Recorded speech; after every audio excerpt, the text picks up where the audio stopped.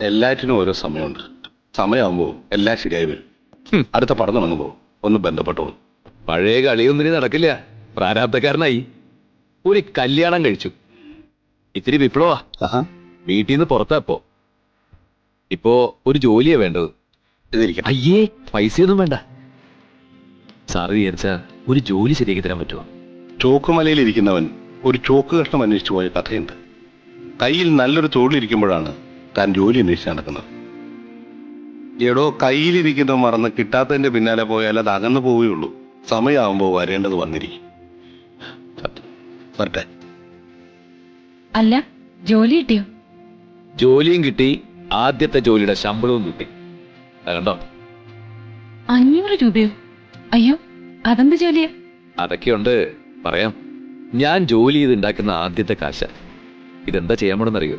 എന്റെ കയ്യിൽ തരും. അല്ല. എനിക്കൊരു കോട്ടൺ സാരി, റോയ്ച്ചനൊരു ഷർട്ടുമുണ്ടും വാങ്ങും. അല്ലേ അല്ല. പിന്നെ ഞാൻ ഒരു സെറ്റ് സ്പാനർ വാങ്ങും, ഒരു സ്ക്രൂ ഡ്രൈവറും.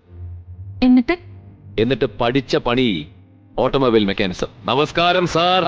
താനോ? ആ, അപ്പൊ താൻ ആ വഴി തന്നെ പിടിച്ചു അല്ലേ? സാറിന് നാക്ക് പൊന്നാവട്ടെ. ഞാനിപ്പോ ഹാപ്പിയാണ് സാർ. അത്യാവശ്യം ജീവിക്കാനുള്ള കാശ് കിട്ടുന്നുണ്ട്. വാടകയ്ക്കാണെങ്കിലും നല്ലൊരു വീട്ടിലേക്ക് താമസം മാറി. ഭാര്യ കുടുംബകാര്യം നോക്കി സ്വസ്ഥം. ഇതൊരു വിശേഷമുള്ളത്, ഒരു 8 മാസം കൂടി കഴിഞ്ഞാൽ പുതിയൊരു മെമ്പർ കൂടെ വരുന്നുണ്ട്, ഒരു കുഞ്ഞിക്കാല്. കൺഗ്രാജുലേഷൻ. Thank you sir.